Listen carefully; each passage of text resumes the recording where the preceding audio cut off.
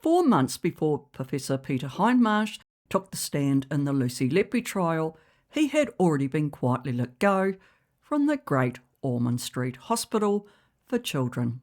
The jury never knew. The defence didn't either, not for weeks. In the trial, Hindmarsh's evidence is the moment his influence became dominant, where expert gravity turns into expert monopoly. That isn't a glitch, because in the absence of direct evidence, the system fills the silence with inference and accusations. The cases of Folbigg and Letby show what happens when nobody stops it. Let me show you exactly how that happens, starting with the evidence itself. In a homicide prosecution, there are things that the jury expect to see: a witness, a confession, a weapon.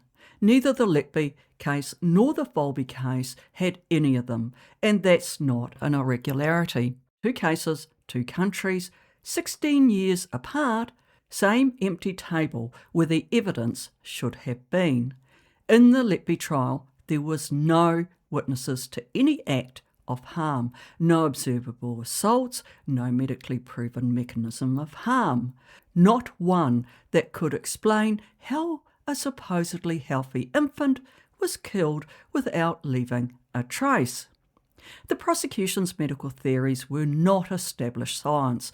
They were hypotheses presented as conclusions. And since the trial, an international panel of specialists has rejected many of them outright. What remains is statistics, patterned evidence, and a dangerous assumption that when babies die in the presence of a nurse, the nurse must be the cause. The Folbigg case is the same story, told 16 years earlier. No witnesses, no observable acts, no established mechanism of homicide. And the science that came later, genetics, immunology, and the very disciplines the original trial never heard from, now points to natural causes of death for the 4 children. Same structure, same absence of proof, same result. So if the evidence wasn't there, what was? Well, that's section 2. When direct evidence is absent, someone has to explain what happened. The jury need a story. The prosecution needs a theory. And in both of these cases, the gap was filled the same way, by experts who spoke beyond what their discipline could support. This is not a new problem.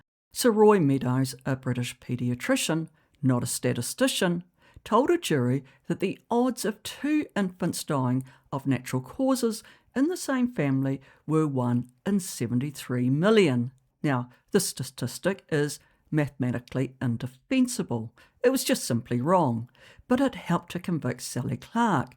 She served 3 years before her conviction was overturned. She never recovered. She died of acute alcohol poisoning 4 years after her release.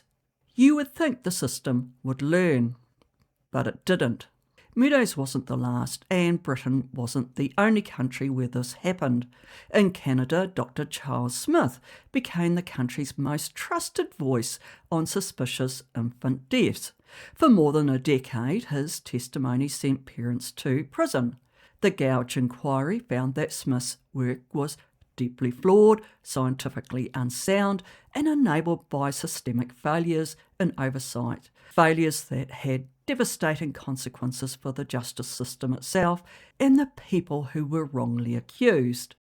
The Letby case fits this pattern, not approximately, precisely. A small group of clinicians, some working outside of their core expertise, some offering speculative mechanisms, one under active General Counsel investigation, became the authoritative voice on what happened to those infants.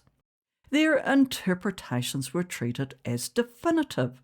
Dissent was dismissed, and the same thing happened to Folbigg. A narrow expert frame elevated to unquestioned authority, built on a presumption of homicide in the absence of proof. Here's the formula. It's not complicated.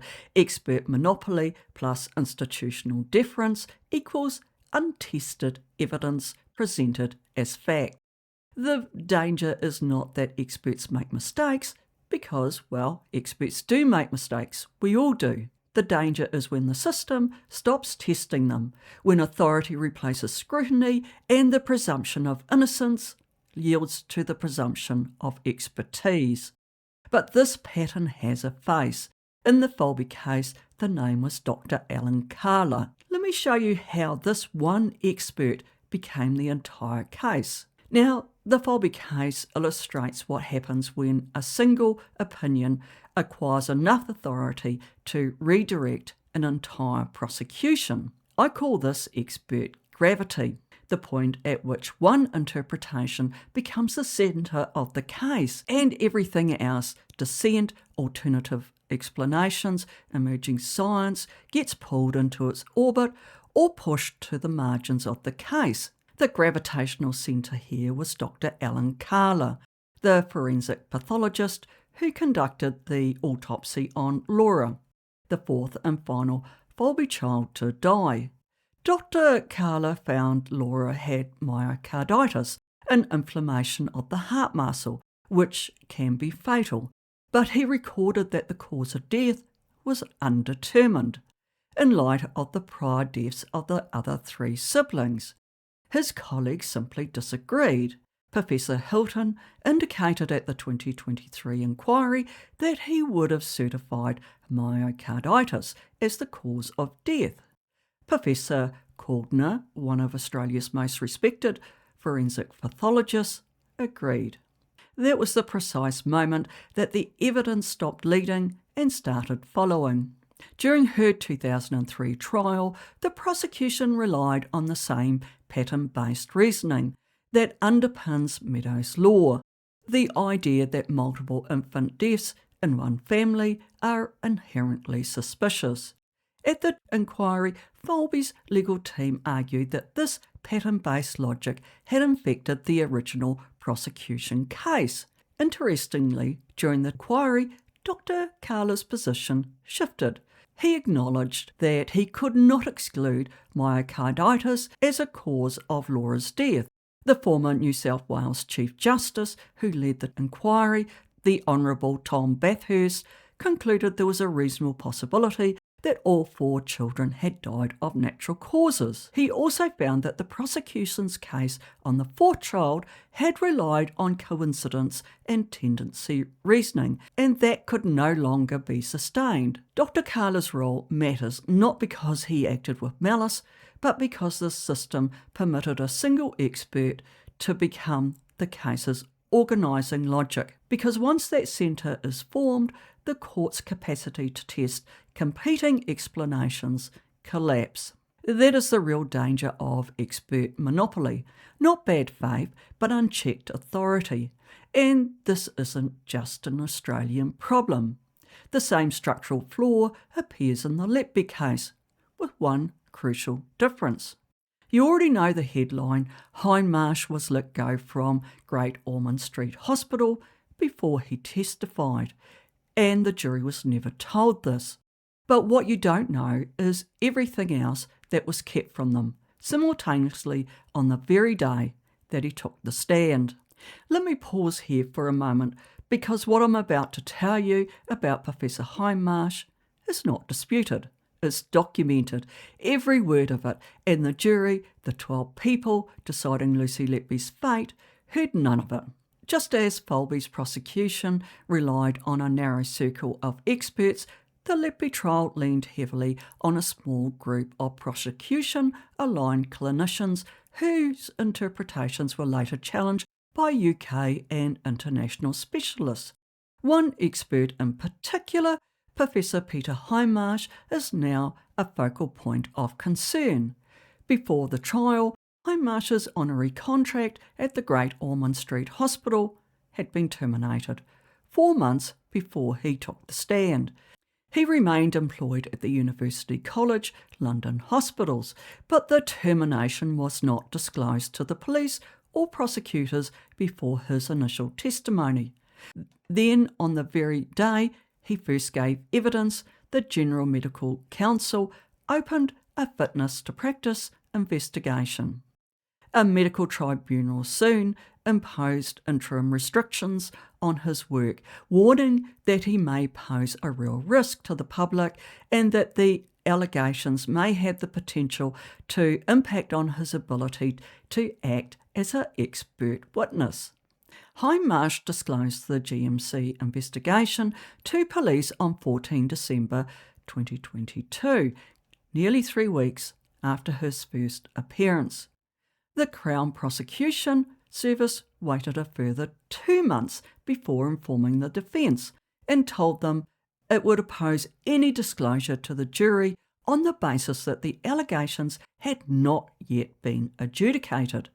So the jury heard none of it, not the termination, not the investigation, and not the restrictions. Hindmarsh returned for a second appearance.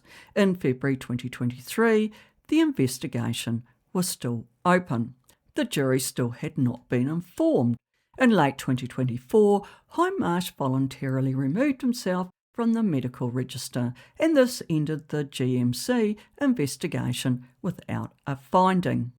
When the credibility of the expert collapses after a verdict, the verdict itself cannot and it should not remain untouched. Let me pull these two cases together, not by what they share, but by what the system chose not to share with the people deciding guilt or innocence. In the Folbigg case, the reviewing pathologist, Professor Hilton, disagreed with Dr Cala, the pathologist who performed Laura's autopsy. He would have certified myocarditis as the cause of death. Another of Australia's leading forensic pathologists agreed. The disagreement between the man who conducted the autopsy and whose opinion became the case was never properly tested at trial. In Letby, Professor Hindmarsh gave crucial evidence while under active investigation with formal restrictions on his practice. After his hospital contract had been terminated and the jury was told none of it, unanimous verdicts of 2 charges relied heavily on his testimony.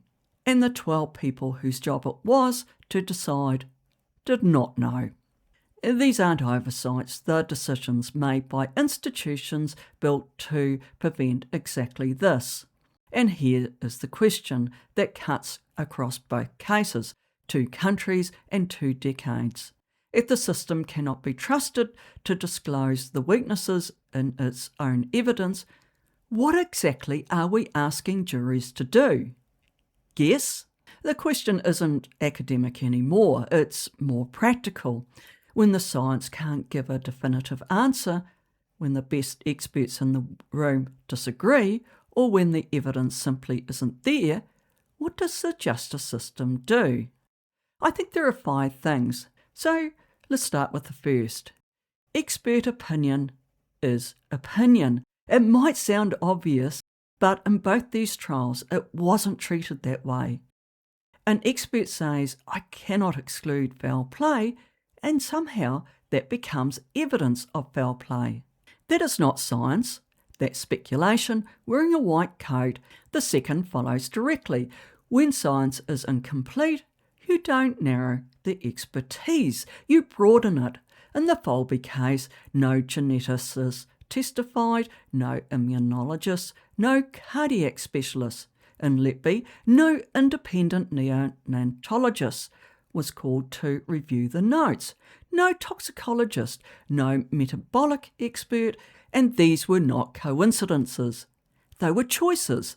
And when you only hear from one kind of expert, you only get one kind of answer. The fix is not complicated.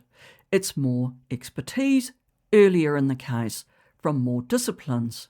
Now, if that sounds obvious, ask yourself why it happened in 2 cases in 2 different countries.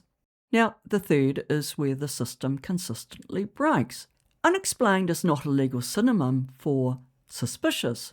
A death without an established cause is exactly that, unexplained.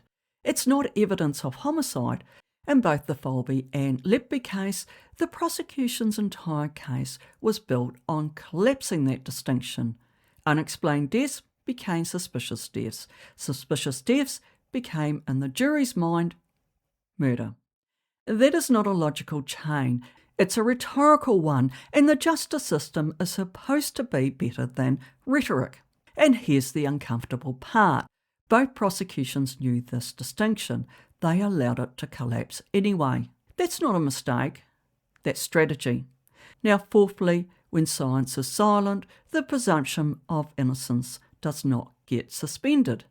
It does not yield to pattern evidence, narrative coherence, or the confidence of a single expert. It exists for moments like this when the evidence is incomplete, contested, or unclear. It's not a principle that operates only when proof is strong.